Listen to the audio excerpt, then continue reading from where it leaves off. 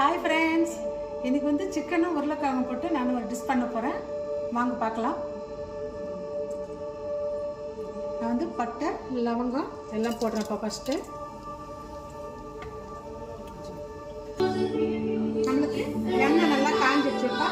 நான் வந்து இப்போ வெங்காயம் பூண்டு கருவேப்பிலை போடுறேன்ப்பா. இது நல்லா வதங்கட்டும். நான் வந்து என் பையன் வீட்டில் இருக்கேன். இப்போ துபாயில் அன்றைக்கி செஞ்சது பொண்ணு வீட்டில், இன்றைக்கி பையன் வீட்டில் இருக்கேன் ஃப்ரெண்ட்ஸ்.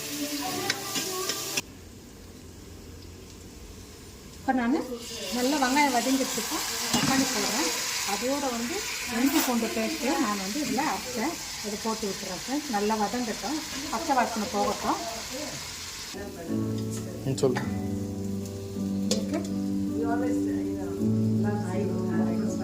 இப்போ வந்து நம்மளுக்கு வெங்காயம் தக்காளி இஞ்சி பூண்டுலாம் நல்லா வதங்கிடுச்சுப்பா.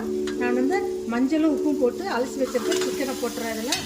அது மட்டும் இல்லாமல் நான் வந்து மிளகாத்தூள், கொஞ்சம் மஞ்சத்தூள், சால்ட்டு போட்டிருக்கேன்ப்பா. நம்ம வந்து மிளகுத்தூள் தான் காரம் போட போகிறேன். இதுக்கு கொஞ்சமாக தான் போட்டிருக்கேன்.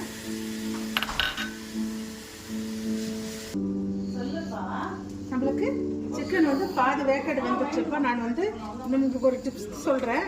இதில் வந்து உப்பு போட்டு இந்த உருளைக்கிழங்கு கட் பண்ணி வச்சுருக்கேன். கலரே மாறல பாருங்கள். இது கட் பண்ணி 20 நிமிஷம் ஆச்சுப்பா. கலர் மாறல, அப்படியே இருக்கும். அதே போல் நீங்களும் உருளைக்கிழங்கு கட் பண்ணி வச்சிடுறோமே, கலர் மாறிடுன்னு நினைக்காதீங்க.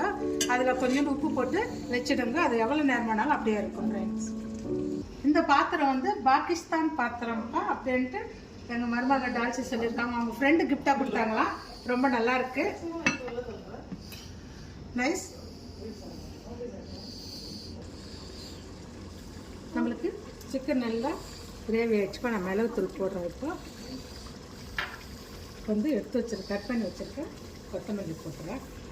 கொஞ்சம் கொத்தமல்லி அதிகமாக போட்டோம்னா நல்ல டேஸ்ட், நம்மளுக்கு நல்ல டேஸ்ட்டு கொடுக்கும். நம்மளுக்கு சிக்கன் அவ்வளோதான்ப்பா, முடிஞ்சிருக்கு. நல்ல உருளைக்கிழங்கும் சிக்கனும் போட்டு நல்ல ஒரு கிரேவி முடிஞ்சிச்சு ஃப்ரெண்ட்ஸ். இதே போல் நீங்களும் செஞ்சு சாப்பிட்டு ஹாப்பியாக இருங்க. தேங்க்யூ.